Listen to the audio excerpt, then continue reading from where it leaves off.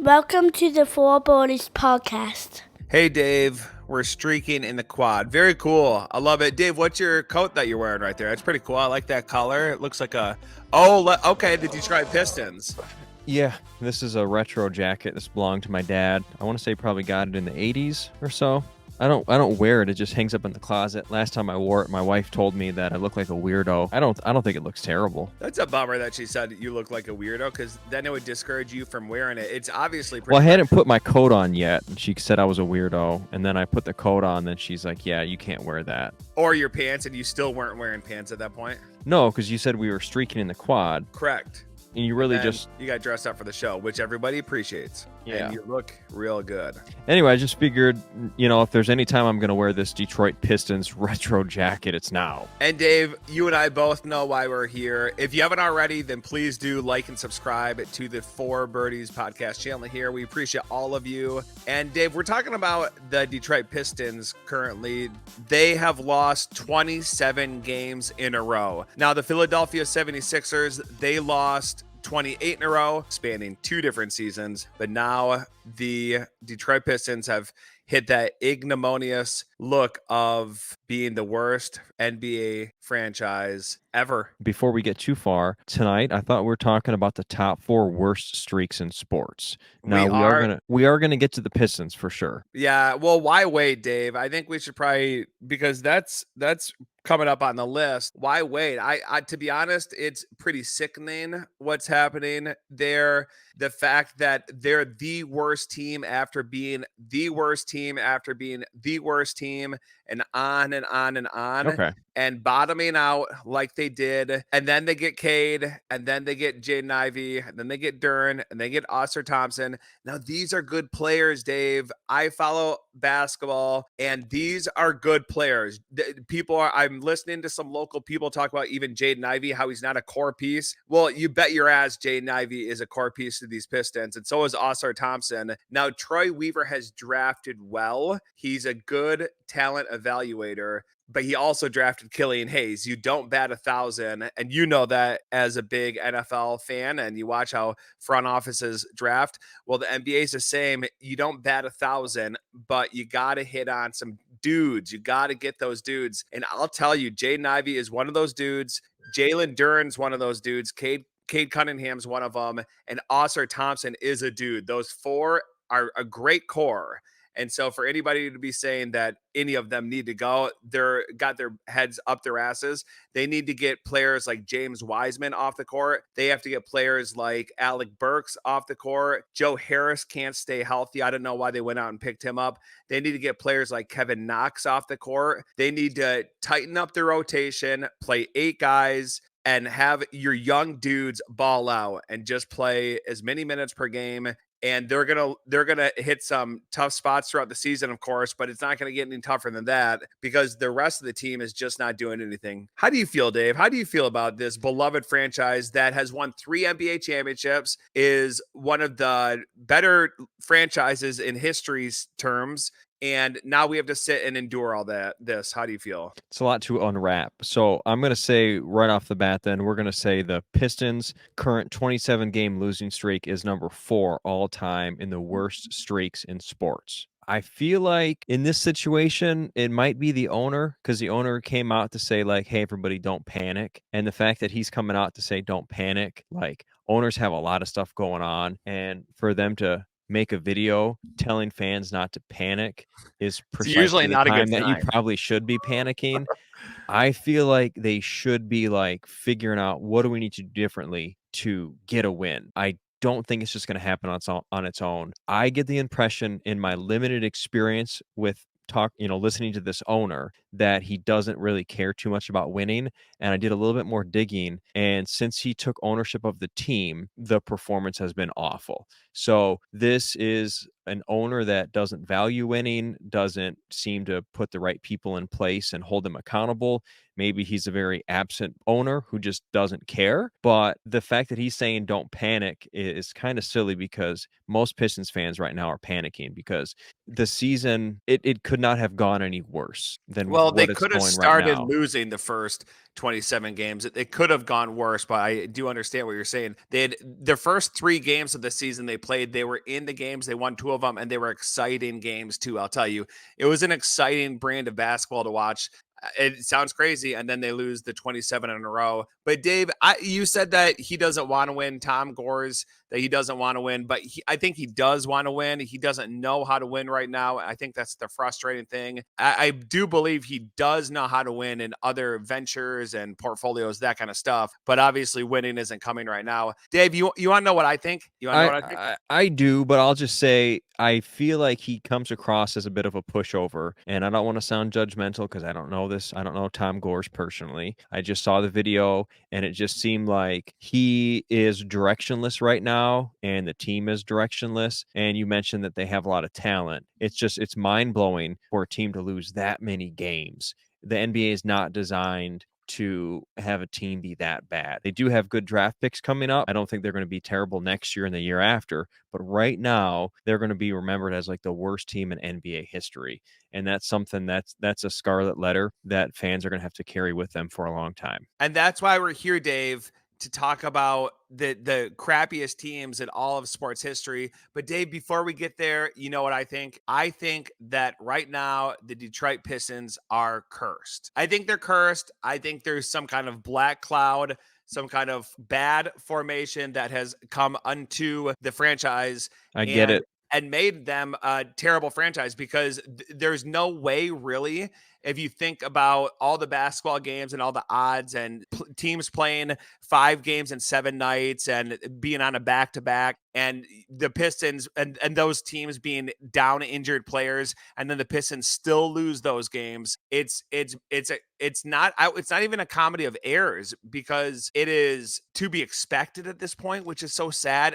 And a lot of people are wondering, when is this streak going to end? I think they can win in many nights. They're playing Boston coming up, and they're probably not going to win that game, but they can win some of these games. So I think it's deeper, Dave, to be honest. I Do think you there's want to some know what kind of I think? curse. I want to know what you think. Yeah, let's stay This in is the what paranormal if we can. This is what I think is that you think that the curse was lifted from the Lions and transferred over to the Pistons. Oh my I think that gosh. when they did that ritual, that curse floated on over No. to Little Caesars Arena. Oh no. So there's got to be some kind of exorcism on the Pistons. Yes. And I don't know who does it. I don't know if it's Jeff Daniels or not. I don't know if he realizes what he did. But as a football fan, I'll take it. I'll take that the Lions are doing well. The Pistons aren't. You can't have a city that excels in all sports. This isn't Boston. I'm sorry, Detroit. Right. Yeah. We've had it pretty good at times. Just never. I can't recall a time that it was simultaneously good among all teams in Detroit. Dave, you're 100% right there. The difference, I guess, being with the Lions have always sucked, and then the Pistons had sucked hard the past couple of years, and for the past 10-ish years as well, they've sucked. So it's the curse was lifted. I think that's really incredible. That's a really interesting thought right there, Dave, that the curse was lifted from the Lions to the Pistons, but both teams sucked. So there is a curse. The curse lifted. Why the Pistons still suck the past couple of years? That's what sucks. This curse just exacerbated the situation. They're even worse now. But They're the worst. They're the worst. Right. the That's way the that point. like curse, like dark energy works is it doesn't just dissipate. It has to go somewhere else. So it left the Lions and it just popped over to the nearest franchise. So You're blowing my mind right now, Dave. You're blowing my freaking mind. there you go. Yeah. I think there's something to it. Now, people talk about there not being magic, there not being curses. What do you think a curse is? It's magic. It's a spell that's been put on something. And people, oh no, this, that, and the other. But Dave, we've got some of those teams on this list. We should probably get into this. We could talk about the Pistons another day. Let's get into our top 4 worst franchise performances, right? Let's get in there. So I don't want to spoil it. This is a list of 4. Who would have thought? Three arguably 4 of these teams are suffering or did suffer from a curse at one point. So this is gonna kind of be like the top 4 curses, but it's really the top 4 worst streaks in sports. We kind of skipped right to number 4, which was the Pistons' current 27 game losing streak. I think we talked about the Pistons enough, but let's get to number 3. Number 3 is Dave, I got to interrupt. I'm sorry, but we really had the Pistons at number 3 and our number 3 at number 4, and we pivoted on the fly. But so it's really the sad thing. I actually think that it works. I think the It Pistons does. I think, yeah. the Pistons should be number 4 because when we get to this I number don't know, 3, Dave. I've got we something to switched say them about around a that. little bit, and that's okay. You can say it's a tie; it doesn't really matter. At number 4 or at number 3, Yeah. right now we're talking the 2008 Detroit Lions, 0-16. It had never been done before, and the Lions have that distinction, and it's a cloud that hung over them for a long time. But you could argue it ended up being a good thing because it created motivated players to do better. It helped eliminate coaching staffs, and now we're in a position where we're in a much better position now. And actually, wasn't Dan Campbell a member of the He was. 2008 Yeah. winless Lions? So it has come full circle. I think something like that sticks with a competitive person for the rest of their lives, and they're going to do everything in their power to turn things around. So I feel like it could be one of those blessing in disguises where this helps shape Dan Campbell to be the man who he is now today as coach, and he's leading the Lions to their first division title in ever. Yeah, the first NFC North division title. They've won the Central. Technically, yeah, when the divisions were different, they had won. But this is the first NFC North division title, which is First title in crazy 30 years. because the NFC North has had years where there were major quarterback injuries among our rivals in the division, and we still found a way to blow it. Like Aaron Rodgers was hurt a year, and we still couldn't win. There's just been years where there was terrible opponents play and we couldn't capitalize. But anyway, number 3 or 4, however you shake it out, 0-16 Lions. It had never been done before. It might not ever happen again. Probably worse than the Pistons because I think the NFL, like, yeah, I mean the Pistons have a longer losing streak, but with the Lions, like 16 games is a big deal. Like it had never been done before. So it had never been done, but it had been done actually years earlier. It was the wait for it. It was the Chicago Cardinals from 1942 to 1945 had lost 29 games in a row. So you're that's a going back different old time, school different there. era. Yeah, I would say I don't know if I'm going to count that as a winless team, and they're not going to make the list here because nobody knows really who they are outside of Chicago. Speaking of Chicago, if you're from Chicago or a fan of Chicago sports, you're not going to like this list. Before we get there, I want to say that the fact that the Pistons and the Lions are, last time I checked, both located in the city of Detroit. And the fact that Detroit has 2 teams on this list is a distinction that no city should have to bear.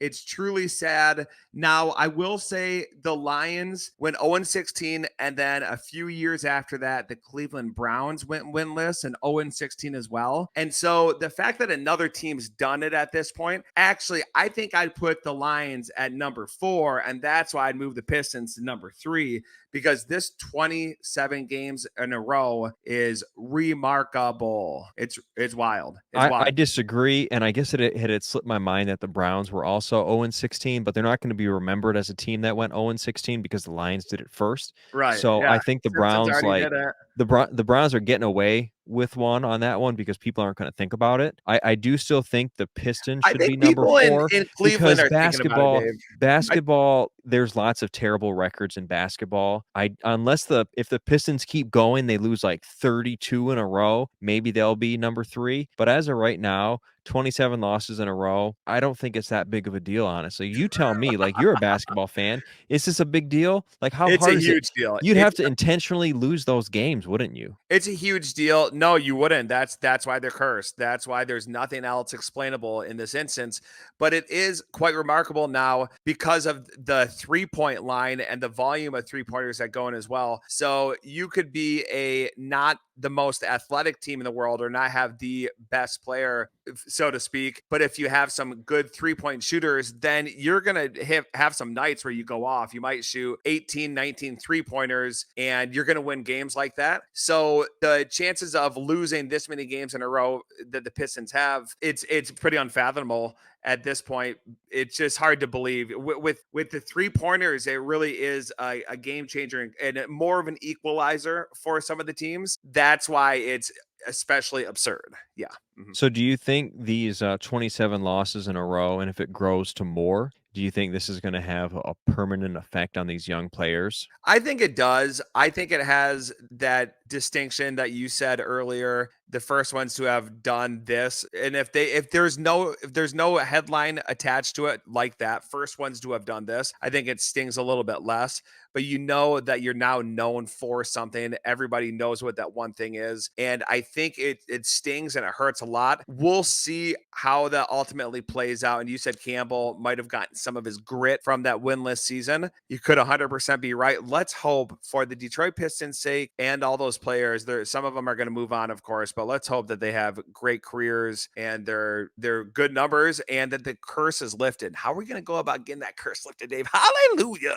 I think Jeff Daniels has to be involved in it. I think somebody's Yeah. got to reach out to him and tell him that, you didn't lift the curse off the Lions, you just moved the curse over, you just transferred it. So I don't know where it would go after that, but someone's got to get a hold of Jeff Daniels. So Jeff, if you're listening right now, get a hold of us and we'll work something out where we can film another curse transfer. Yeah, where's it going to go? We don't know, but we've got to make sure that it doesn't go within the state of Michigan. We just have to specify. Yeah. Dave, we got to move on to number 2. I got these producers chirping in my ear. What do you have to say? I do agree. We're going to get to number 2. These are like legendary droughts. These are legendary streaks that we're getting into right now. Like in 50 years, I don't think people are going to talk about the Pistons 27 losses in a row. And in 50 years, people aren't really going to talk about the Lions 0-16. But these streaks that we're going to talk about now are going to be known forever. As long as there's written history and as long as this particular sport is still being played, people are going to think about these losses.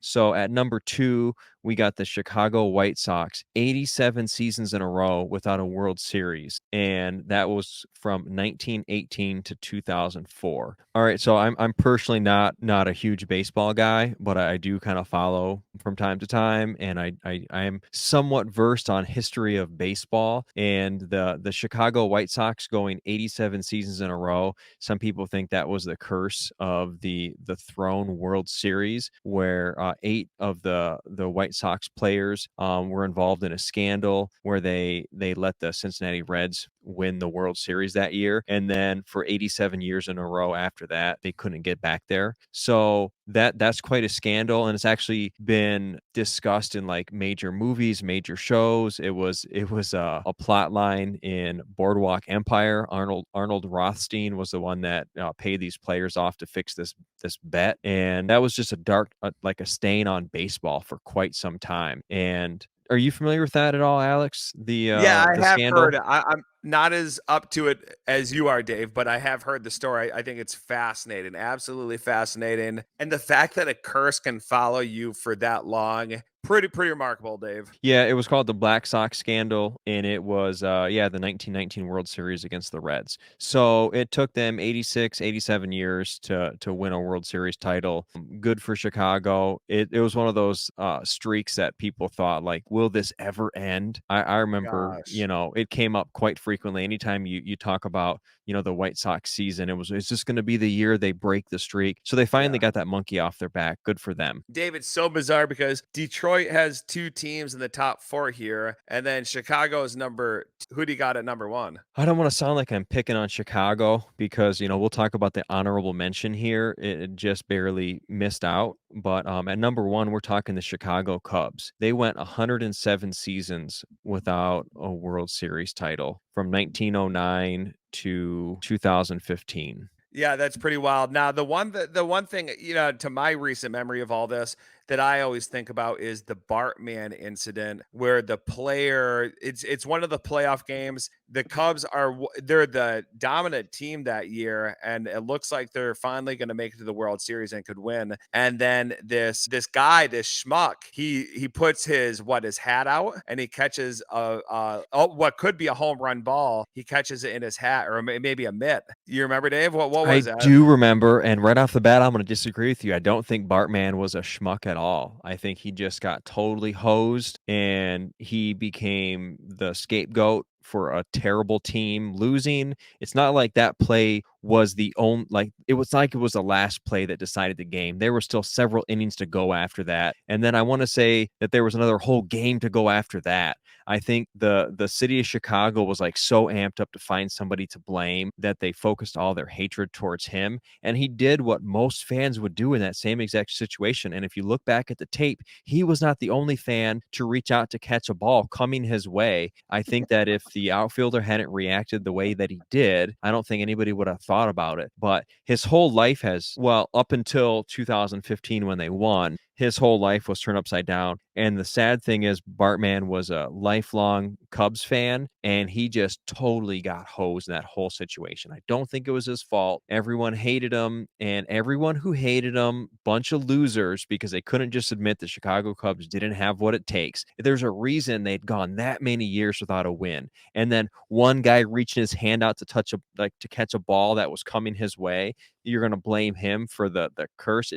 The fact that they mistreated him so poorly, I kind of was hoping the Chicago Cubs would never win a World Series after that. So just to show what kind of character Bartman had, the Florida Marlins offered to pay him money and kind of make it worth his time, and to say basically, hey, you helped us win this game, thank you so much. And he said, nope, I'm a Cubs fan, I don't want to be involved with that. I don't think he's really spoken publicly on what happened. He just wants to go about living his life, but he's an infamous character in Chicago for the wrong reasons. I think if he hadn't been wearing that headset and that goofy hat, maybe people wouldn't have been so upset. Yeah. But I think people just they had so much hatred in their heart from It their was all team built up. losing for so long. They saw this dorky looking guy wearing actually kind of looks like me right now. They saw this dorky looking guy wearing a blue ball cap and headphones at a game, just trying to catch a ball. And they took out all their years of frustration on him, and it was totally undeserved. I think you could argue Well, it wasn't ruined totally Steve. undeserved. It was undeserved because he didn't do anything that any other fan would have done the same exact thing No, if they not were in any his other position. fan. That's If why they you look reacted as such. if you look at it, other fans were reaching for the ball. He just got singled out because he was wearing the hat. I think Yeah, if but he he's the one wasn't, who actually caught the ball. he didn't catch it. He just kind of fumbled it. He kept the outfielder from catching it. Okay. So I don't know if that was a catchable ball anyway. Baseball is like one of those sports. There's so many dumb little nuanced rules that don't really make sense. It kind of I'm not a huge baseball guy partly because of this. It's just Well, it and doesn't. the game I'm started sorry, at like baseball. 8:11. Like games start at 8:11 and 8:13, and it's really quite bizarre. Dave, I want to say that the Cubs curse was lifted when they won the World Series, and you want to know who that general manager was who put that team together? It was Theo Epstein. Yeah, the creep from the island, right?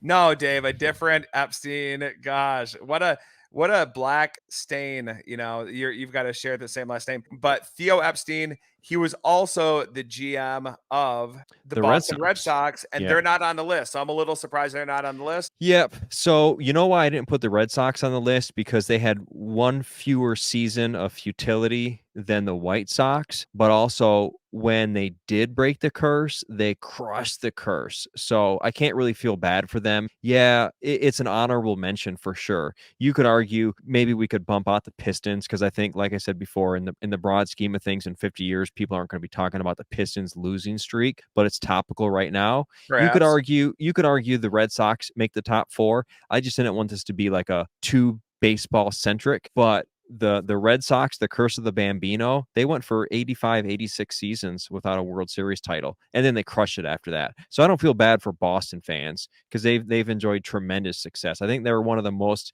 successful championship cities in sports that I can think of. They are. And you think about Theo Epstein, the GM, he's a hero in both Boston and Chicago. He's a hero to those cities and to those fan bases. Think about that. That would be pretty darn cool. Dave, you said you didn't want to make this too baseball focused. I want to say, Dave, I did notice that we didn't have the Detroit Tigers on this one. In 2003, it was the team's 103rd season. They finished with the most losses in the AL with 119 and came within one loss of tying the 62 Mets for the most losses in Major Baseball history. The difference there, though, is we are not talking about losses in a season. We're talking about streaks. So therefore, I didn't. You are right, Dave. You are right. Good point. You're spot on right there. You're spot on right there, Dave. Dave, you also said you didn't want this to be too baseball focused, but I want to say, Dave, I noticed that you didn't include a single hockey reference in here. You must be some kind of anti-Hawkite. I'm guessing is that what you are? I'm not against Who are hockey. you? I do enjoy hockey. You tell me, like, what's another terrible streak in hockey? Well, Dave, let me tell you, there was the Pittsburgh Penguins in the 2003-2004 season and the Buffalo Sabres in the 2021 season. They lost 18 games in a row. So those are two hockey teams right there. They both hit that 18 number. When I first saw the Penguins had lost in 03-04, I wondered, when did Sidney Crosby come in? He got drafted the very next year, and then he came in and they won Stanley Cups with him. So I think that's part of it where you could turn it all around. That's what we haven't seen with the Pistons. That's why they're on the list, I do think, because it's not only you've lost this many games in a row in a season and made that distinction, they've been one of the worst franchises year after year after year. So, but anyway, I digress. 18 games in a row in the NHL, I don't think is noteworthy. I don't think they're going to crack the top 4. I think that, the Lions will crack it because the truth is NFL is a huge market. NHL is a smaller market. Not many people know about, the Penguins and the Sabres losing 18 games in a season. Dave, I gotta disagree with you there. I don't know. I don't think it's not many people will know about it. I don't think that's what we're talking about.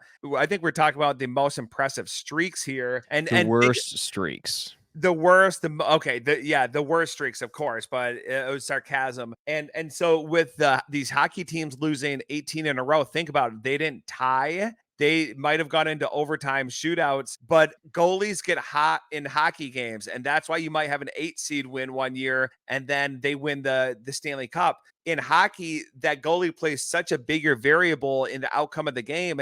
And so you got to think that the goalie's going to be, hot one night, like they drank their special herbal tea blend that night. They took their ashwagandha and they came to the game jacked and they're like moving in slow-mo Neo style. So quiz for you. That's what I think. I think that the hockey's got to be considered. How many games are in an NHL season? Do you know? 82. So 18 games is nothing. So if you go 0-82, yeah, you're making the list.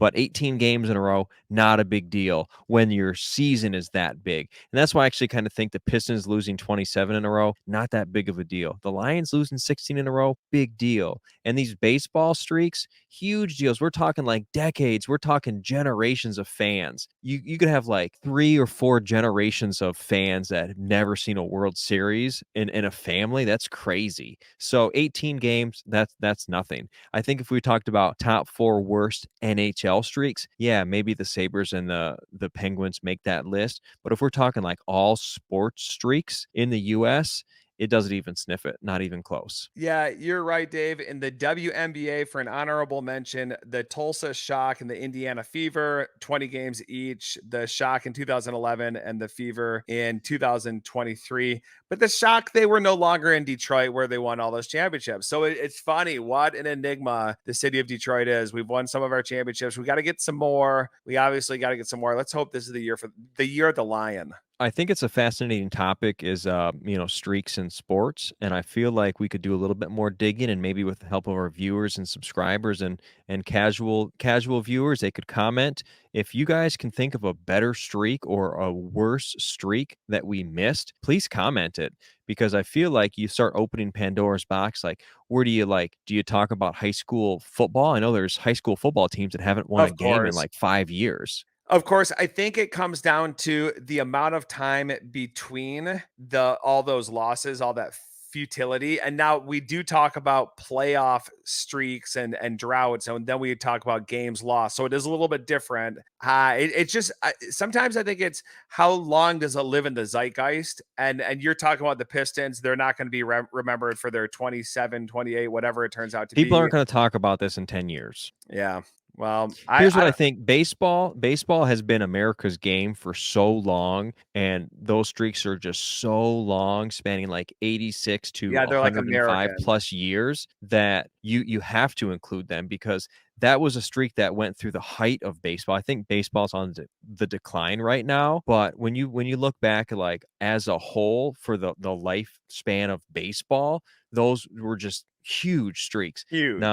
Now football, I think, is going to overtake all sports unless like something drastic It happens already has, Dave. It's with already rules. overtaken. Well, if they start like eliminating certain things in the game, like with penalties and calls, and like I'm all for player safety, but if they start changing the game too much and parents stop letting their kids get into football, I think it's going to narrow down the pool of talent that goes into the NFL, and it could dilute the game. And we're talking like it could take 15, 20 years before you start seeing like a noticeable difference But in they said quality that of about the play. concussion thing, and the numbers have actually gone up. The number of concussions have gone up. I think the popularity of the NFL, the number of kids Popularity actually is up. going in, the number of kids actually going into to play football in the Pee Wee League. I'm not sure if that's gone up, but the ratings have gone up. But they haven't made it I, safer. They did address some of that. Yeah, I feel like NFL won't be as popular in 20 years as it is right now. That's my speculation. We're gonna do like a 20-year Yeah. bet on that. Okay. Yeah. Well, I feel like time NFL capsule. football